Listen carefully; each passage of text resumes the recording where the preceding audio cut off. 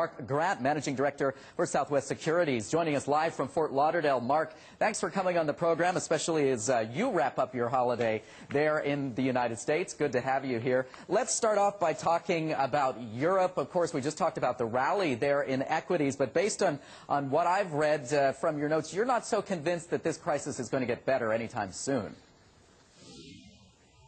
No, as a matter of fact, I think the crisis is going to get worse, not better. We're looking at a huge amount of debt that has to be rolled over not only by the European sovereigns but the European banks.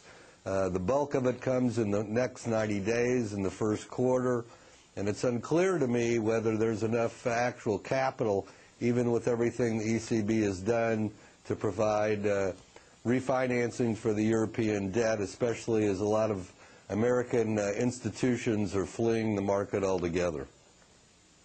Yeah, I was reading, and it's interesting. You've said that Europe is one big Ponzi scheme. I'm curious if you can explain what that means in your view. Certainly.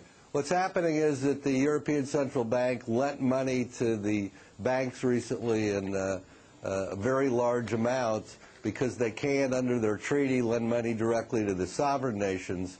So what they're trying to do is to get the banks then to turn around and buy sovereign debt. They also went to the IMF, and they're hoping that they can use the IMF as a conduit so that they can lend money to the IMF and then have the IMF lend money back to the sovereign nations. But it's a very tricky game, and I don't feel that it's going to take place in a way that they hope. I'm quite negative about Europe and the sovereign debt issues over the next 90 days. Well, let's talk about this debt that's maturing. As you pointed out, $203 billion worth of debt set to mature in just the first 3 months of the year. You've heard Angela Merkel and the other leaders pledge essentially to get the job done. Is your concern, of course, where this capital is going to come from, and where do you think the capital will come from in the end?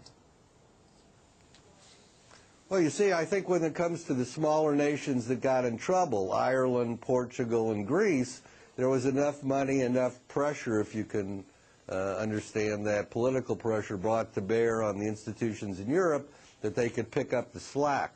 But now you're looking at such large numbers. The number for the year is almost $1 trillion, so that the money has to come from other sources. I think we saw a good example that Europe knows this when they appealed to China, they appealed to the G20, and politely but firmly, they were rejected by both China and the G20. And there's not enough capital in Europe, if you look at the numbers, to refinance all the debt by themselves. So if the Chinese investor, the Japanese, the Australian investor, the American investors say, no, there's too much risk, there's a real problem, and I think that's what we're looking at forthcoming. Okay, so what does this mean for global markets then? Obviously, a new year is underway. We saw the optimism with the gains there in the European indices overnight. But what do you think it means for stocks in the United States, where you sit, and perhaps elsewhere in the world, maybe here in Asia? Well, I've been in what I call the great game for 38 years. The first day of the year that there's a jump is not very meaningful. A lot of times new capital, pension fund money is put in the first day or two. What we have to look at is Europe is going into a recession, and some countries are already in a recession. How bad is it going to be? It's the Italian situation. Portugal, they're not doing well at all. They're going to have to come back for more money. And then there's the Greek issue where the haircut and the headline number says, well, you know, Greece is going to get haircut 50%. To achieve anything meaningful, because the ECB is not going to allow a haircut, the IMF's not going to have to take any haircut. So you're looking at now they want to do a 75% haircut, and the institutions, I've heard from a number of them, are balking at this, and I think there's going to be all kinds of legal contentions. Plus, there's the whole issue of whether it's voluntary and what happens in the CDS markets. And I'm telling you, after doing this a very long time, the Europeans may say it's voluntary. It is not voluntary. That's a bunch of bunk. Consequently, if the CDS market doesn't function, then where is everybody in terms of ensuring their positions I think that's also going to become incredibly problematical during the first quarter.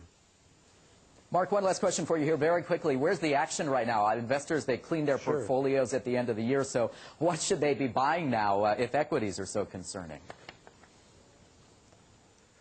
Yeah, in America, there's been a giant outflow out of equities during the entire year in terms of the mutual funds. I think where people should be now is in treasuries and agencies and senior corporate debt of good companies. I would be avoiding the financial credits right now because if this blows up, they're all going to be infected, and I would be concentrating on preservation of capital more than just trying to earn additional income.